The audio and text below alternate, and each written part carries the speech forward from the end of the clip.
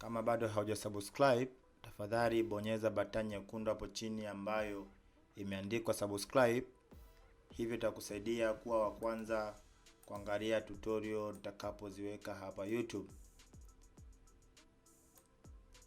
Kwa tutorial hii sitozunguka sana kwa sababu nimeshaelekeza jinsi ya kufanya retouch kwa kutumia Retouching Academy.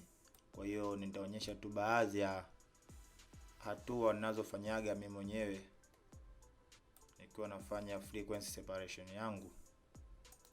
Kwa hiyo nita crop picha kama hivyo, then nita zoom, nitaondoa hizi chunusi, nitaongeza size ya brush, nitaondoa chunusi.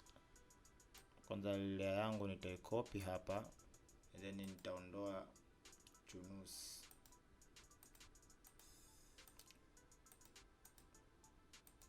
Kama hauelewi ninachokifanya hapa, tafadhali ingia kwenye chaneli yangu, kisha rudi kwenye tutorial za nyuma ambazo nimeelekeza hatua kwa hatua jinsi ya kufanya retouch frequency separation kwa kutumia Retouching Academy.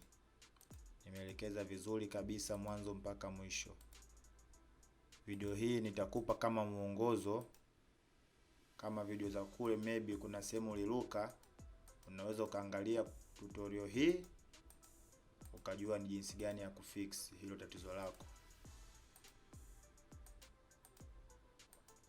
Kwa nitaondoa hapa hizi chunusi haraka haraka. Kama bado haujasubscribe, tafadhali bonyeza batani nyekundu hapo chini ambayo imeandikwa subscribe. So nadhani tayari kwa chunusi natosha. Kwa hiyo nitakachokifanya nitaenda filter, camera raw filter.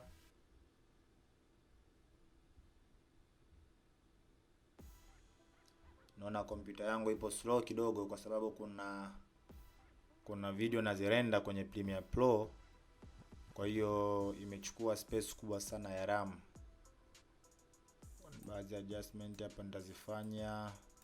Nimeshaelekeza jinsi ya kufanya color grade kwenye tutorial zilizopita. Kwa hiyo unaweza kurudia au ukajua ni wapi na ni nini tunachokifanya.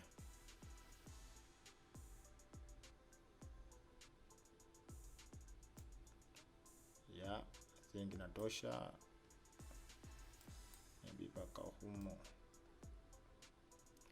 Kwa bado nini highlight.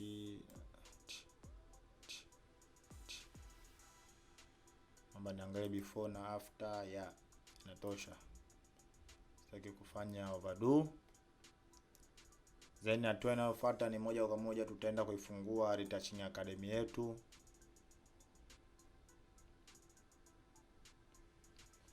Then nitaenda kuclick 16 bit. Nitaweka 9. Nimeshaelezea kwa nini naweka 9 hapa kwenye tutorial zilizopita. Nita click low, nitachagua mixer brush tool, settings zangu automatic zita sense kama siku zote ninavyofanyaga. Kama hauelewi, tafadhali rudi kwenye tutorial zilizopita. Nimeelezea step kwa step. Ukienda step zote kama inavyotakiwa kufanya, haitokaa ikusumbue retouch. Wala frequency separation kwa ujumla haitokaa ikusumbue. Kama unavyoiona picha yangu inakuwa na details za kutosha.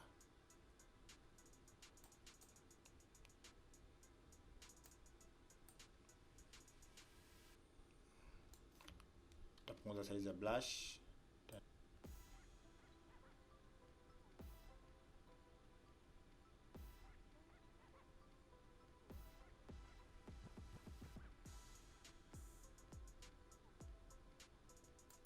Panafanya haraka haraka na kompyuta yangu kwa bahati mbaya leo iko slow kwa sababu ya vitu ninavyovirenda kwenye Premiere Pro.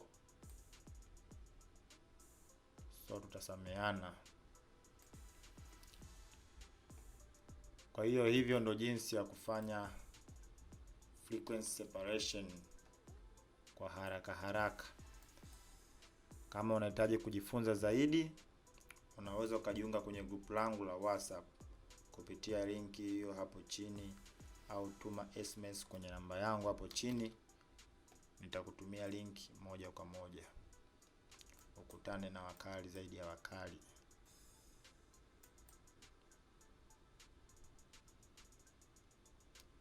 Nitafanya haraka haraka hapa, ila step ni hizi ambazo tunazifanya siku zote.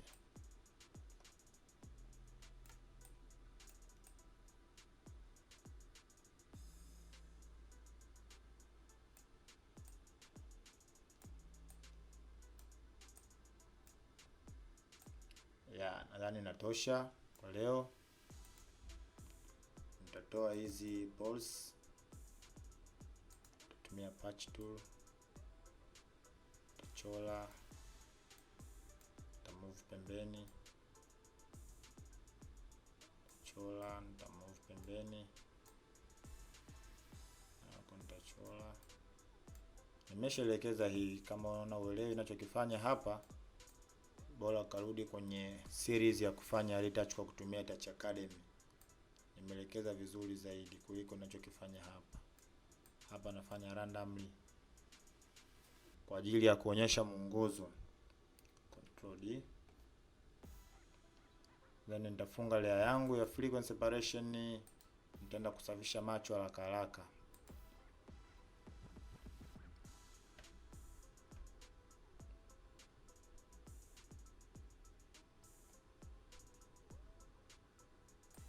Nitaifungua, click clean eyes. Hii nayo nimeshaelekeza vizuri kabisa jinsi ya kusafisha macho. Nitapunguza size ya blush, opacity na flow nimeweka 100 kama inavyotakiwa kuwekwa.